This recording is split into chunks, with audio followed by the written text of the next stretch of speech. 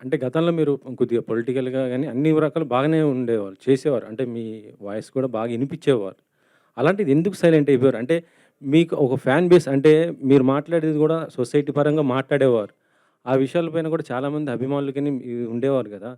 అలాంటి శివాజీ ఇప్పుడు పాలిటిక్స్ నుంచి ఎందుకు డైవర్ట్ అయిపోతున్నాడు ఏంటి? అదే నేను చెప్తున్నాను. ఇక్కడ ఏమైపోద్దంటండి, ఎవరు కూడా నేను పాలిటిక్స్‌లో ఉన్నానా, ప్రజల గురించి మాట్లాడుతున్నానా, పాలిటిక్స్‌లో ఉంటే చుట్టూ ఉన్న పార్టీల్లో ఏదో ఒక పార్టీలని తిడుతూ, రాజకీయ అవతల పార్టీని తిడుతూ ఉండాలి. నేను ప్రజల గురించి, ప్రజల సమస్యల గురించే మాట్లాడాను మొదటి నుంచి. నేను బీజేపీలో జాయిన్ అయిన మాట వాస్తవం.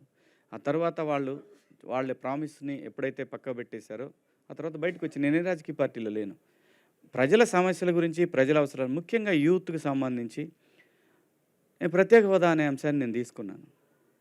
సీ దానికి లీడర్‌షిప్పు చాలా అవసరం. లీడర్స్ కరెక్ట్‌గా ఉంటే నిజంగా సింపుల్‌గా చెప్పాలంటే ఈ రోజున మనకి రావాల్సినటువంటి ఏదైతే ఇన్‌ఫ్రాస్ట్రక్చర్ ఉందో అది మొత్తం ఆ సొమ్మంతా ఈ తరానికి చెందాల్సినటువంటి ఇన్‌ఫ్రాస్ట్రక్చర్ ఏదైతే ఉందో అది ఎనీథింగ్ ఇన్‌ఫ్రాస్ట్రక్చర్ అంటే వాటర్ కావచ్చు, అంటే క్లీన్ వాటర్ కావచ్చు, హెల్త్ కేర్ కావచ్చు, లేదు రోడ్స్ కావచ్చు, మనకు రావాల్సిన క్లీన్ పవర్ కావచ్చు, ఎవ్రీథింగ్ ప్రజలకి సంబంధించిన ఏదైతే ఇన్‌ఫ్రాస్ట్రక్చర్ ఆస్తి మొత్తం కూడా రాజకీయ నాయకుల జేబుల్లోకి వెళ్తా ఉంది. ప్రజల్లో ప్రశ్నించే తత్వం కోల్పోయింది.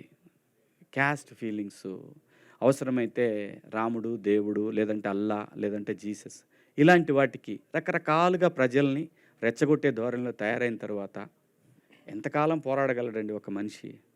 అంటే వాడికి ఒక ఫ్యామిలీ ఉంటది. వాడికి ఒక ఫ్యామిలీ ఉంటది. 10 సంవత్సరాల పాటు ప్రయత్నం చేశాను. అలా అని ఇప్పుడు వదిలేసాను కాదు. నెవర్. ప్రజల గొంతుకగా మాత్రం ఎప్పుడూ ఉంటాడు శివాజీ. కానీ నా ప్రొఫెషన్ మాత్రం నన్ను నటుడిగా నిలబెట్టి, నా గొంతుక 10 మందికి తెలియటానికి కారణమైన సినిమా మాత్రం ఇక నుంచి చేయాలని ఫిక్స్ అయ్యాను.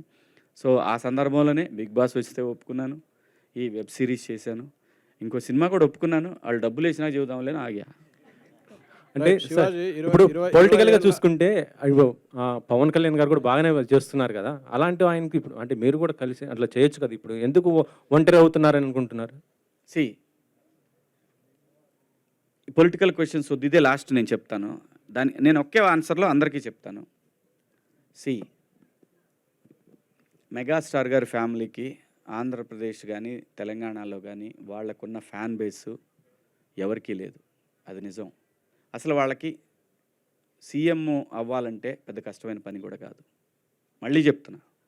నేనేదైనా చెప్పాలనుకున్నది క్లియర్‌గా, స్ట్రెయిట్ ఫార్వర్డ్‌గా చెప్తా. కొంతమందికి నచ్చొచ్చు, నచ్చకపోవచ్చు. ఎక్కడో లోపం జరుగుతుంది. అది సరిదిద్దుకుంటే ఇంకే ఇష్యూ లేదు. వాళ్ళ ఫ్యామిలీ నుంచి సీఎం అవ్వటం పెద్ద కష్టమైన పనేం కాదు.